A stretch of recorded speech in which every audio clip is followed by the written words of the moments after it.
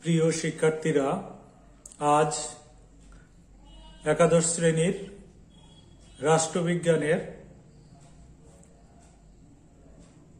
যে সিলেবাস অনুসারে যে পরীক্ষা হবে সেই সিলেবাস অনুসারে প্রত্যেকটা চ্যাপ্টারের ছোট প্রশ্ন নিয়ে আলোচনা করছি। শুরু করছি। 1 নম্বর অধ্যায়, রাষ্ট্রবিজ্ঞানের বিষয়বস্তু ও তার বিবর্তন। 1, আধুনিক রাষ্ট্রবিজ্ঞানের জনক হলেন ম্যাকিয়াভেলি। পাশে কত সালে এসেছিল লেখা আছে। 2, রাষ্ট্রবিজ্ঞান একটি গতিশীল শাস্ত্র। 3, পলিটিক্স গ্রন্থটির লেখক অ্যারিস্টটল। 4, রাষ্ট্রবিজ্ঞান একটি প্রগতিশীল বিজ্ঞান, এটি বলেছেন লর্ড ব্রাইস। 5, রাষ্ট্রবিজ্ঞানকে শ্রেষ্ঠ বিজ্ঞান বলেছেন অ্যারিস্টটল। 6, অ্যারিস্টটল একজন গ্রিক দার্শনিক। 7, পাবলিক ওপিনিয়ন গ্রন্থটির লেখক হলেন লিপম্যান। 8, রাষ্ট্রবিজ্ঞান শব্দটির প্রথম প্রয়োগ ঘটে 1701 খ্রিস্টাব্দে। 9, রাজনীতিকে একটি সর্বজনীন কার্যকলাপ বলে চিহ্নিত করেছেন অ্যালান বল। 10, রাষ্ট্রবিজ্ঞান শুরু ও শেষ রাষ্ট্রকে নিয়ে, এটি বলেছেন Garner. 11, a grammar of politics গ্রন্থটির লেখক ল্যাস্কি। 12, রাষ্ট্রবিজ্ঞান সামাজিক বিজ্ঞানের শাখা। 13, প্যারিসে কোন সালে আন্তর্জাতিক রাষ্ট্রবিজ্ঞান সম্মেলন অনুষ্ঠিত হয়েছিল? উত্তর 1948 খ্রিস্টাব্দে। 14, রাষ্ট্রবিজ্ঞানকে বিজ্ঞান বলে মনে করেন না কে? না মেটল্যান্ড। 15, রাষ্ট্রবিজ্ঞানের রাষ্ট্রকেন্দ্রিক সংজ্ঞা প্রদান করেছেন গার্নার। 16, রাষ্ট্রবিজ্ঞান চর্চা শুরু হয় গ্রীসে। 17, ইউরোপে নবজাগরণের সন্তান বলা হয় ম্যাকিয়াভেলিকে। 18, ভাববাদী দর্শনের জনক বলা হয় কান্টকে। 19, একজন হিতবাদী দার্শনিক হলেন বেন্থাম। 20, রাষ্ট্রবিজ্ঞানকে রাষ্ট্র কারুশিল্প বলেছেন ম্যাকেঞ্জি। এরপরে 2 নম্বর চ্যাপ্টার পরীক্ষা হবে না। 3য় অধ্যায়, জাতীয় জনসমাজ, জাতি ও রাষ্ট্র।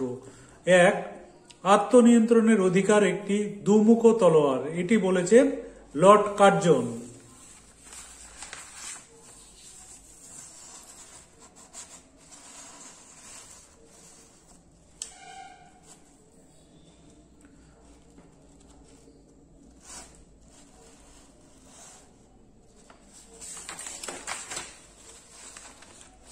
2, রাজনৈতিক সচেতনতা একটি জাতির প্রধান উপাদান। 3, জাতীয়তাবাদ একটি ভাবগত অনুভূতি। 4, বাংলাদেশের বাঙালিরা একটি জাতি। 5, নেশন শব্দটি এসেছে লাতিন শব্দ নেশন থেকে। 6, জাতীয়তাবাদের রাজপথ ধরেই আন্তর্জাতিকতায় পৌঁছানো যায়, এ কথা বলেছেন জি ম্যান। 7, রাজনৈতিক চেতনা সম্পন্ন জনসমাজকে বলে জাতীয় জনসমাজ। 8, আত্মনিয়ন্ত্রণের অধিকার সমর্থন করে জাতিভিত্তিক রাষ্ট্রের দাবিকে। 9, জাতীয় জনসমাজের ধারণাটি প্রধানত আধ্যাত্মিক। 10, ভারতীয়রা একটি জাতি। 11, নিজে বাঁচো এবং অপরকে বাঁচতে দাও, জাতীয়তাবাদ ও আন্তর্জাতিকতাবাদের মূল কথা। 12, সভ্যতার সংকট গ্রন্থটির লেখক হলেন রবীন্দ্রনাথ ঠাকুর। 13, আন্তর্জাতিক স্বপ্নকে কাপুরুষের স্বপ্ন বলে মনে করেন মুসোলিনি। 14, এক জাতি এক রাষ্ট্রের স্লোগানই হল আত্মনিয়ন্ত্রণের অধিকার ও প্রতিষ্ঠার মৌলিক নীতি। 15, রবীন্দ্রনাথ ঠাকুর সমর্থন করেছিলেন আন্তর্জাতিকতাবাদকে। 16, মানুষ কুল, ধর্ম, ভাষা, নদ নদী প্রভৃতির দাস নয়, একথা বলেছেন রেনা। 17, রবীন্দ্রনাথ জাপানের জাতীয়তাবাদকে সমালোচনা করেছেন। 18, জাতির আত্মনিয়ন্ত্রণের পক্ষে যুক্তি দিয়েছেন উইলসন। 19, এক জাতিভিত্তিক রাষ্ট্র হল পাকিস্তান।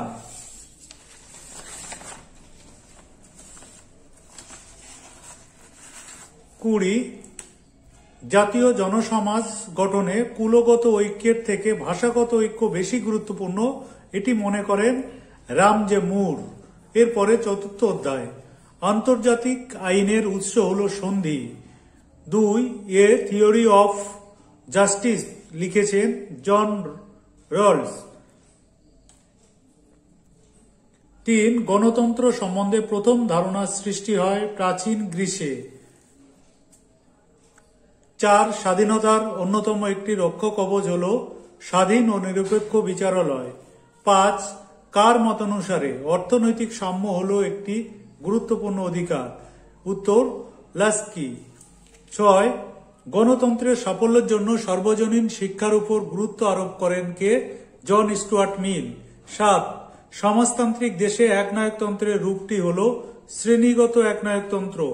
8 আইনের অনুশাসনকে স্বাধীনতার অন্যতম প্রধান রক্ষা কবচ বলে বর্ণনা করেছেন ডাইসি। 9 সিসেরো যে ধরনের সাম্যের প্রবক্তা ছিলেন তা হল স্বাভাবিক সাম্য। 10 বর্তমান প্রত্যক্ষ গণতন্ত্র বিদ্যমান সুইজারল্যান্ডে। 11 একনায়কতন্ত্রের ভিত্তি রচনা করেন হেগেল। 12 আইনের প্রাচীনতম উৎস হল প্রথা। 13 অর্থনৈতিক সাম্য না থাকলে রাজনৈতিক স্বাধীনতা অর্থহীন হয়ে দাঁড়ায়, উক্তিটি করেছেন লেস্কি। 14 অন লিবারেটি গ্রন্থের লেখক হলেন জে.এস. মিল। 15 স্ত্রীলোকের নিকট মাতৃত্ব যেমন কাম্য, পুরুষের নিকট যুদ্ধও তেমনি কাম্য, এটি বলেছেন মুসোলিনি। 16 সার্বভৌমের আদর্শই হল আইন, একথা বলেছেন অস্টিন। 17 সাম্য ছাড়া স্বাধীনতার অস্তিত্ব সম্ভব নয়, এটি বলেছেন রুশো। 18 লেকির মতে স্বাধীনতা ও সাম্য পরস্পর বিরোধী। 19 জন রলসের ন্যায় বিচার সংক্রান্ত তত্ত্ব বইটি প্রকাশিত হয় 1972 খ্রিস্টাব্দে।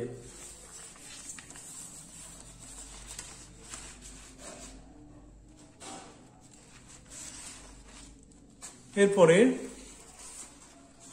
6 অধ্যায় সংবিধান। ভারতের সংবিধান গৃহীত হয়েছিল 26 নভেম্বর 1949 খ্রিস্টাব্দে। 2 ভারতীয় সংবিধানের রূপকার বলা হয় ডক্টর বি.আর. আম্বেদকরকে। 3 ভারতের জম্মু ও কাশ্মীর অঙ্গরাজ্যের জন্য পৃথক সংবিধান রয়েছে। 4 ভারতের গণপরিষদের খসড়া কমিটির সভাপতি ছিলেন ডক্টর বি.আর. আম্বেদকর। 5 ভারতের সংবিধান কার্যকর হয়েছিল 1950 খ্রিস্টাব্দে 26 জানুয়ারি। 6 গণপরিষদের মোট আসন সংখ্যা ছিল 389টি। 7 গণপরিষদের খসড়া কমিটি গঠিত হয়েছিল 1947 খ্রিস্টাব্দের 29 আগস্ট। 8 গণপরিষদের প্রথম অধিবেশন বসে 9 ডিসেম্বর 1946 দিল্লিতে। 9 ভারতীয় সংবিধান রচনা করেছে গণপরিষদ। 10 গণপরিষদের স্থায়ী সভাপতি ছিলেন ডক্টর রাজেন্দ্র প্রসাদ। 11 ভারতীয় গণপরিষদের পরিষদ হল আইনজীবীদের স্বর্গ, কথাটি বলেছেন আইভর জেনিংস। 12 ভারতীয় সংবিধানে তফসিল আছে 12টি। 13 ভারতের সংবিধান হল অংশত সুপরিবর্তনীয় ও অংশত দুষ্পরিবর্তনীয়। 14 ভারতীয় সংবিধানের প্রস্তাবনায় ধর্মনিরপেক্ষ শব্দটি যুক্ত হয়েছে 42তম সংশোধনে। 15 গণপরিষদের প্রথম অস্থায়ী সভাপতি ছিলেন সচ্চিদানন্দ সিনহা। 16 ব্রিটিশ সংবিধান নমনীয়। 17 ভারতের সংবিধান প্রণয়ন করেন গণপরিষদ। 18 দুষ্পরিবর্তনীয় সংবিধান হল মার্কিন যুক্তরাষ্ট্রের। 19 গণপরিষদ গঠিত হয় 1946 খ্রিস্টাব্দে। 20 সুস্পষ্ট ও লিখিত এককেন্দ্রিক সংবিধানের গুণ। এরপরে 7ম অধ্যায় মার্কিন যুক্তরাষ্ট্রে রাষ্ট্রপতি শাসিত সরকার আছে। 2 বর্তমান ভারতে অঙ্গরাজ্যের সংখ্যা 28টি।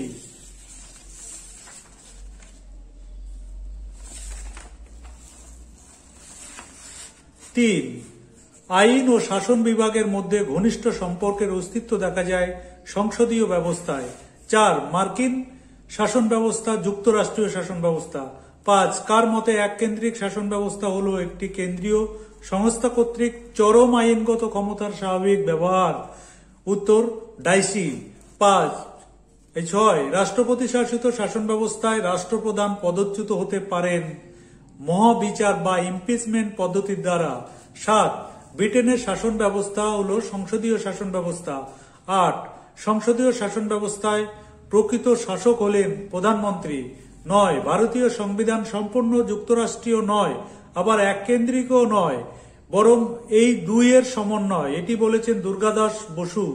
10 রাষ্ট্রপতি শাসিত শাসন ব্যবস্থায় মন্ত্রীরা মনোনীত ও নিযুক্ত হন রাষ্ট্রপতি দ্বারা। 11 এককেন্দ্রিক সরকার আছে যুক্তরাজ্যে। 12 সংসদীয় ব্যবস্থায় মন্ত্রিসভা দায়িত্বশীল থাকে আইনসভার কাছে। 13 মন্ত্রিসভা পরিচালিত সরকারে ক্যাবিনেট দায়িত্বশীল থাকে নিম্নকক্ষের কাছে। 14 সংবিধানে ভারতকে বলা হয়েছে রাজ্যসমূহের ইউনিয়ন।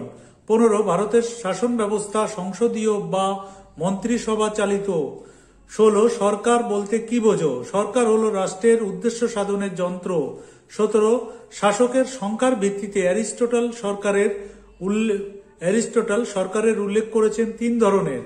18 কোন জাতি তার যোগ্যতা অনুযায়ী সরকার পায়? এটি বলেছেন কোন জাতি তার যোগ্যতা অনুযায়ী সরকার পায়, এটি বলেছেন ভলতেয়ার। 19 সরকারের ক্ষমতা একটিমাত্র কেন্দ্রীয় সরকারের হাতে কেন্দ্রীভূত থাকলে সেই সরকারকে বলে এককেন্দ্রিক সরকার। 20 ভারতের শাসন ব্যবস্থাকে এককেন্দ্রিক বৈশিষ্ট্যযুক্ত যুক্তরাষ্ট্র না বলে যুক্তরাষ্ট্র বৈশিষ্ট্য বিশিষ্ট এককেন্দ্রিক রাষ্ট্র বলাই সঙ্গত, একথা বলেছেন কেসি হোয়ার। 21 এককেন্দ্রিক সরকারের একটি দোষ হল অগণতান্ত্রিক। 22 যুক্তরাষ্ট্রের সরকারের সংখ্যা 2টি। 23 যুক্তরাষ্ট্রে কেন্দ্র ও রাজ্য সরকারের মধ্যে বিরোধ দেখা দিলে তা মীমাংসা করে সুপ্রিম কোর্ট। 24 ভারতকে একটি আধা যুক্তরাষ্ট্র দেশ বলেছেন কেসি হোয়ার। 25 রাষ্ট্রপতি শাসিত শাসন ব্যবস্থায় দেশের প্রকৃত শাসক হলেন রাষ্ট্রপতি। এরপরের 8ম অধ্যায় ভারতে নাগরিকদের জন্য 6টি মৌলিক অধিকার স্বীকৃত আছে। 2 মানবাধিকার ক্ষুণ্ণ হলে রক্ষা করে আন্তর্জাতিক বিচারালয়। 3 ভারতীয় সংবিধানে নির্দেশমূলক নীতিসমূহ গৃহীত হয়েছে আয়ারল্যান্ডের সংবিধানকে অনুসরণ করে। 4 ভারতের সংবিধানের উল্লেখিত ভারতীয় নাগরিকদের মৌলিক কর্তব্যের সংখ্যা হল 11টি। 5 আইনের দৃষ্টিতে সমতা ও আইন কর্তৃক সমভাবে সংরক্ষিত হওয়ার অধিকার সম্পর্কে ভারতের সংবিধানের যে ধারার আলোচনা করা হয়েছে তা হল 14টি। এই 14 নম্বর ধারায়। 6 ভারতের সংবিধানে শিক্ষার অধিকার হল মৌলিক অধিকার। 7 ভারতীয় সংবিধানে মৌলিক কর্তব্য সংযোজিত হয় 42তম সংবিধান সংশোধনের মাধ্যমে। 8 সম্মিলিত জাতিপুঞ্জের মানবাধিকার সংক্রান্ত বিশ্বজনীন ঘোষণাপত্র গৃহীত হয় 1948 খ্রিস্টাব্দে 10ই ডিসেম্বর। 9 ভারতীয় সংবিধানে 14 থেকে 18 নম্বর ধারায় সাম্যের অধিকার প্রদান করা হয়েছে। 10 অস্পৃশ্যতা অপরাধ আইন প্রণীত হয় 1955 খ্রিস্টাব্দে। 11 ভারতের সংবিধানে মৌলিক অধিকারগুলি লিপিবদ্ধ হয়েছে সংবিধানের 12 থেকে 35 নম্বর ধারায়। 12 ভারতীয় নাগরিকদের মৌলিক কর্তব্যগুলি লিপিবদ্ধ রয়েছে সংবিধানের 4র্থ অংশে। 13 ভারতীয় সংবিধানের 4টি স্বাধীনতার কথা বর্ণিত হয়েছে 19 নম্বর ধারায়। 14 শিক্ষার অধিকারকে সংবিধান সংশোধনের দ্বারা মৌলিক অধিকারের মর্যাদা দেওয়া হয়েছে 2002 সালের 86তম সংশোধনের মাধ্যমে। 15 ভারতীয় সংবিধানের যে অংশে মৌলিক অধিকার সম্পর্কে আলোচনা রয়েছে সেটি হল 3য় অধ্যায়। 16 জাতিপুঞ্জের মানবাধিকারের সর্বজনীন ঘোষণা গৃহীত হয় 1948 খ্রিস্টাব্দে।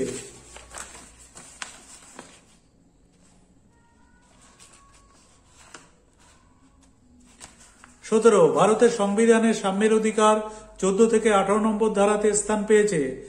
18 শিক্ষা ভারতের সংবিধানের যুগ্ম তালিকায় স্থান পেয়েছে।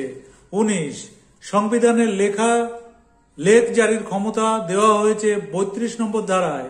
20 জীবনের অধিকার হল পৌর অধিকার। 21 নির্বাচনে অংশগ্রহণের অধিকার একটি রাজনৈতিক অধিকার। 22 অবকাশের অধিকার হল অর্থনৈতিক অধিকার। 23 বিশ্ব মানবাধিকার দিবস পালিত হয় প্রতি বছর 10ই ডিসেম্বর।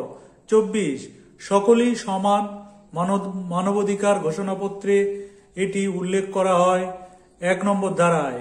25 মানবাধিকার ঘোষণাপত্রে খেয়াল খুশি মতো কোনো ব্যক্তিকে গ্রেপ্তার, আটক বা নির্বাচিত করা যায় না সংবিধানের 9 নম্বর ধারায়। নমস্কার, আজ এ পর্যন্ত।